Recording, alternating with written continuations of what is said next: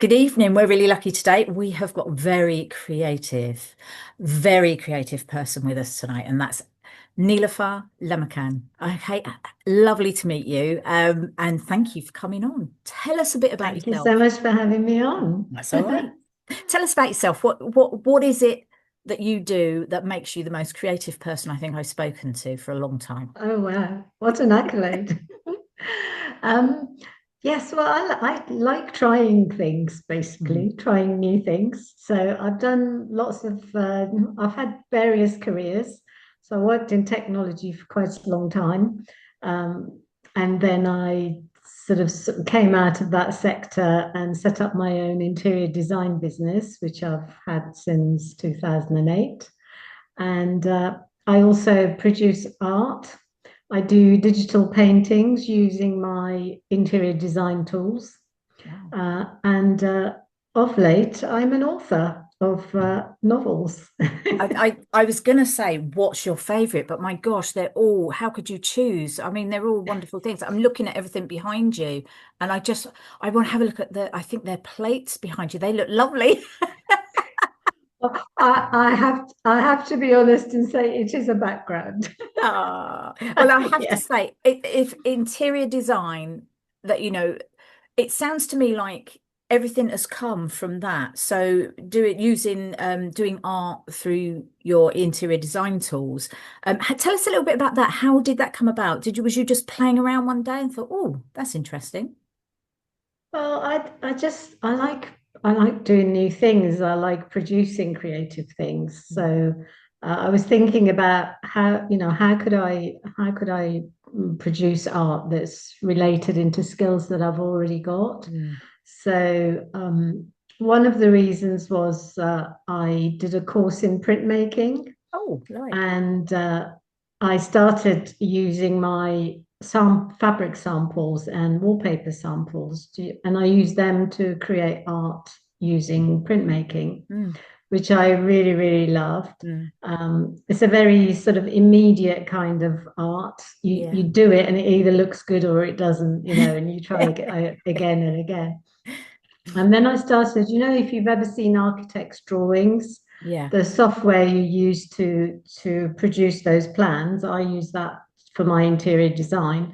And I decided to use that to produce digital art that I could then print onto canvases, which And was quite interesting. Yeah, so it was pushing the software to do something it wasn't really designed to do. that's And fantastic. yeah, I got in touch with a software company and told them what I was doing and asked if they'd sponsor me for an exhibition, and they did, which was Oh, that's fantastic. brilliant. That's Yeah, really fantastic. good. See, if Yeah, you don't ask, you don't get. That's what I always say. exactly. But when you're doing your artwork, do you find that you can completely relax, completely go into a zone to do? Because I've had a look at your digital artwork and it's mesmerizing. So I'd imagine creating it, do you just lose yourself in that Oh, moment? thank you. Yeah, I mean, with the digital art, yeah, it's very different from the printmaking. Mm, Obviously, you sit in front of a screen. yeah. You do get into the zone because some of it is quite repetitive, Mm, especially when you working with loads and loads of different colors. yeah. And with the printmaking, it's quite physical. You Yeah. have to use a press and Yeah. um, get all your paints ready and everything. So the two are very different. But yes, Yeah. I love it. It's just so Absolutely. enjoyable. What's So not to like? moving on to your writing, I mean, when you're doing your art, does it give you the opportunity to let your brain wander with your plots and your characters? And because I know if I'm doing anything else, I'm thinking about characters. Yes. I think when I do my art, I do concentrate on what I'm doing. Mm. My mind doesn't wander so Ah, much. And it's the same when I'm writing. I mm, can't even have the radio on or mm, anything. I just need to concentrate on what I'm doing. yeah. But when I do get inspiration, is I listen to a lot of audiobooks. I Yeah. listen to all sorts of different types of books, and I listen to it when I'm walking. So try and go for a walk every day. Mm, And as I'm walking around, I'm listening, and ideas start coming to me. Just, it's like brainstorming in a way, Yeah. but you're listening to someone else's work. Yeah. So I can often be seen stopping and recording something and then starting again. Phones are fantastic, aren't they? I must admit, I use my notebook and my voice on my phone quite a lot, because I mean, years ago, I used to, if I hear, usually a lot of characters come to me through music. So Right. I've been known to tell my children, don't answer, they're grown-up children. I don't leave them home alone, but I thought, don't answer the phone. I'm going to leave a message. Well, I don't have to do that anymore because I've actually got a mobile phone now. So we talk into that. But in the old days, I used to literally ring home and leave messages. So I'm really pleased that somebody else does that. Yes, oh yes, Oh, it's dear. great. Now, your debut novel, Age to Perfection. This is fantastic because I think the main character has been said to be sexy and sassy. So tell us a little bit more about Sophie, your lead character in your debut novel. Okay. But yes, she's 60 years old. She's single and very successful in her career. I made her an interior designer because I know how that works, so Yeah, why not? yeah. And she's single and has had her heart broken, so she doesn't want relationships anymore. Mm. But her best friend, is trying to set her up with different men. And in the end, she challenges Sophia to do sort of have a project where she goes out with a new man every week. So Sophia says, "Oh no, that sounds like too much hard work. I'm not doing that." But then she thinks about it and says, actually, that it could be fun and she could do it without any emotional entanglement. So that's what she sets out to do. And the book is about a year in her life when that's her aim. So 52 men in a year. Oh, yes. Well, obviously it's a rom-com, and it's as a comedy writer, rom-com, fantastic. But you've had successes with this already, haven't you? The Comedy Women in Print, you were a commendation winner, and also Yes. shortlisted for the Funny Women Writing Awards. So tell us a little bit more about those. So obviously they're both aimed at women, but just tell us your experience of both of those. Oh, it's just been absolutely fantastic. I love entering for competitions or awards because it just gives you a boost, even if you just get longlisted, really. Comedy Women in Print was one I really, really wanted to Yeah. get Yeah. shortlisted for. So I got longlisted, got the email, it was fantastic. And, do you know about it? It's set Yeah, up by Helen Lederer, that's right. Yeah, yeah. yeah, who's very supportive and, has really helped us all, the people who up and coming authors who've been involved with the awards. Yeah, so I got shortlisted for that. I got the email one morning and I'll never forget it because I completely burst into tears when I Oh, realized I'd been shortlisted. Yes, and then we all went to the awards ceremony and I got a commendation award, which was fantastic. that And is it's been such fantastic. an amazing experience because Mm, I've met loads of other people, loads of yeah, other women who were either new authors or established authors, yeah. and we all support each other, and it's just a fantastic community to join. So I do recommend it to any authors who are, either the self-published authors are also entered this year. So yeah, it's That's brilliant. fantastic. It's nice actually that they're starting to accept it's self-publishing is such a big industry now, and whereas maybe sort of decades ago it would have been frowned upon to have been Mm. in a competition as such, it's not. It's very much accepted now. So that's good to Absolutely. hear. And I think if you look at some of the charts for Mm, sales of books, mm. you're now starting to see quite a few in the top 50. Yeah, So absolutely. it's Yeah. really taking off. Yeah, Yeah. definitely. And obviously Funny Women, that had a big award ceremony as well. And to be shortlisted for that is fantastic because I know that that's become a really big thing now, the Funny Women, because it's not just writing, they do stand up, they do Yes. all sort of comedy shorts. So they cover lots of different genres, and so to be Mm. shortlisted for that, I think is fabulous. So, you must have been Thank you. excited when you got that email as well. Oh, very excited. Yes, yeah, definitely. And yeah, because I've not done screenwriting before, Mm, but I wrote a excuse me, I decided to write the TV pilot for my yeah, book. Excuse me. bless you. And yeah, so I decided to write that. I studied, did all these online courses for screenwriting, Yeah. and I've entered it into a few competitions and had some success. Not quite won anything yet, but it's Oh, always a fantastic boost when you get shortlisted. yeah, And absolutely. And yeah, just to have the pilot and to see it in both like a hardback or a paperback book, and mm. to see it as a script. Because when you write, do you actually visualize your characters as if they were on television? Do you write in that way? I think I did. It's quite. It is very image based in my head. Yes, Yeah. so I did see it as Yeah. that. Um, The book is inspired by Bridget Jones's diary. Ah, right. And I Okay. did keep seeing Renee Zellweger while I was writing it. Oh, So yeah, it was quite funny actually because when I started writing it, nobody knew that the latest Bridget Jones film was coming out, and then yeah. it came out around the time my book was published. So that was quite a funny coincidence, really. Yeah, no, Yeah, I absolutely. think it is quite filmic. It's Yeah.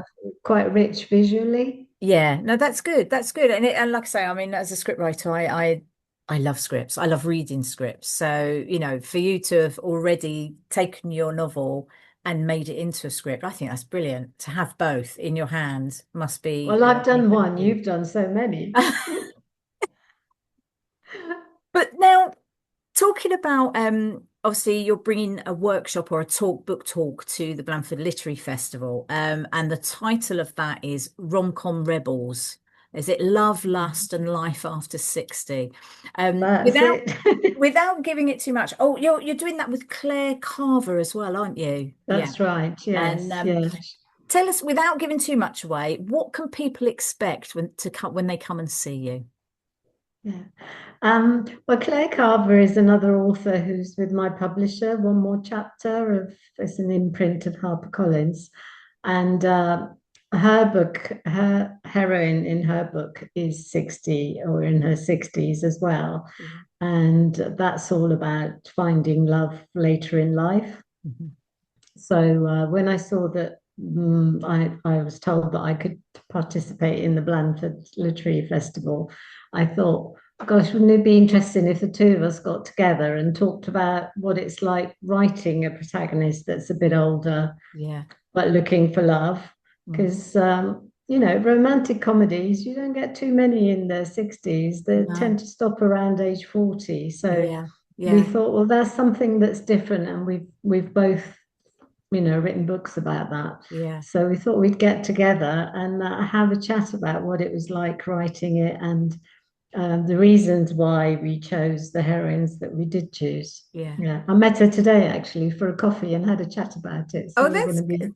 Uh, ready for the festival. brilliant. Brilliant. I mean, obviously, like you said, it's having a different demographic, a different age group there Mm, that we don't see a lot of. It's very represented. So for me, it's fantastic, and I can't wait to see, what it is that comes out of your conversations, to be honest thank with you. you. Thank you. Um, Now, obviously, this was your debut novel.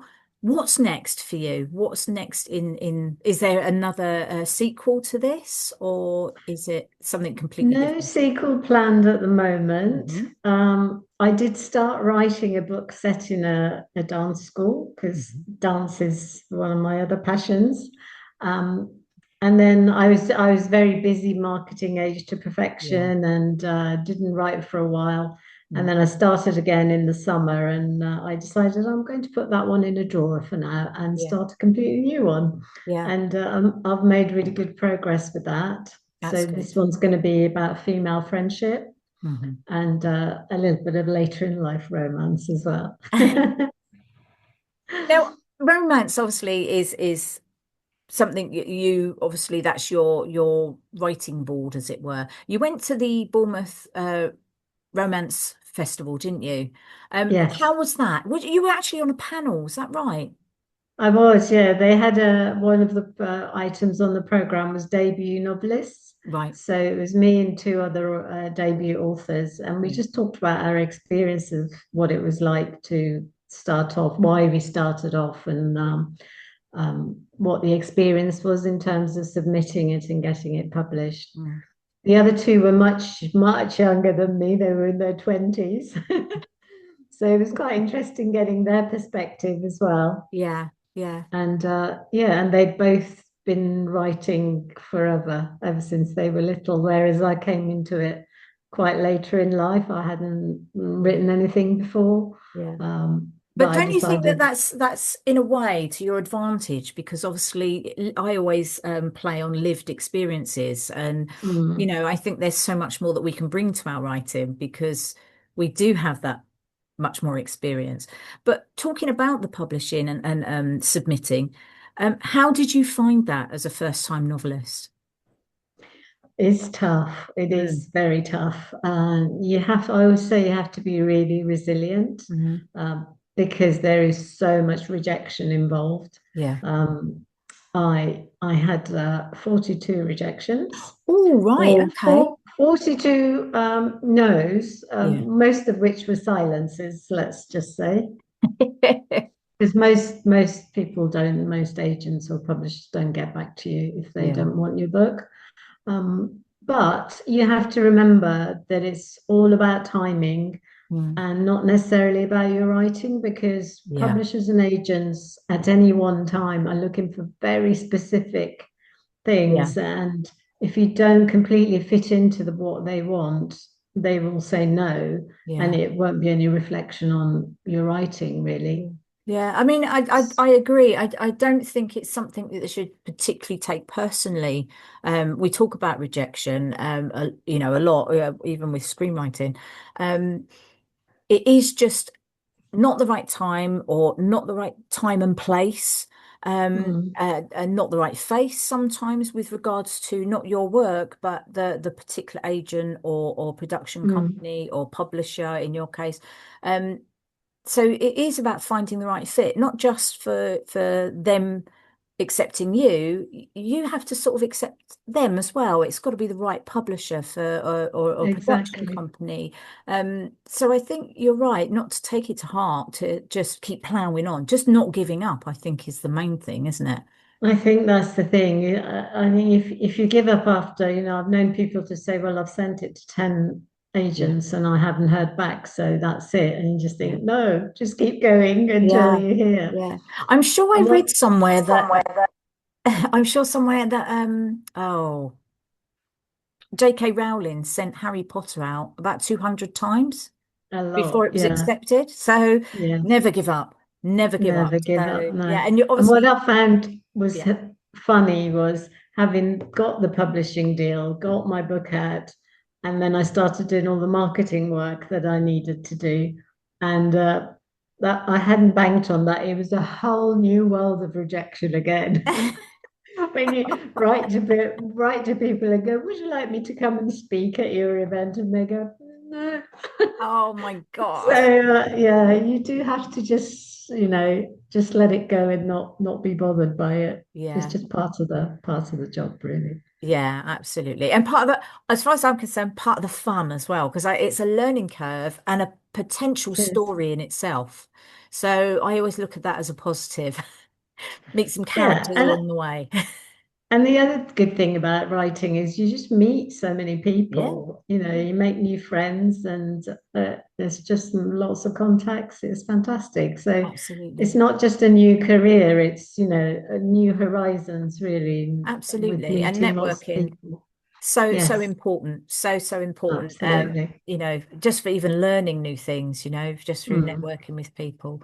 And obviously, lucky us, Blandford Literary Festival. We've got you coming along. I'm going to give out the day. It's the 15th, Saturday, the 15th of November, 5 till 6. And it's yourself and Clare Carver, and it's Rom Com Rebels, Love, Lust, and Life After 60. And we absolutely cannot wait to see you and to hear all about both your characters, both your novels. So fantastic. Thank you. Thank I'm you. really looking forward to Oh, it. it's going to be brilliant. It's going to be absolutely brilliant. And I can't thank you enough for joining us this evening just to come on and just have a quick chat. And hopefully we'll catch up and maybe do a little bit more over the festival and speak to the pair of you together. That would be fantastic. Thank you so much for having me on. I've No, really no enjoyed it. problem. Well, Nicola, speak to you soon and see you on Saturday, the 15th of November. That's not long now. 2 weeks, I No, think. So, yeah, yeah. not long. Yeah, yeah, just over 2 weeks. Yeah. All right. Thanks ever so much. Thank you so And see you much. then. All right. Bye. Bye.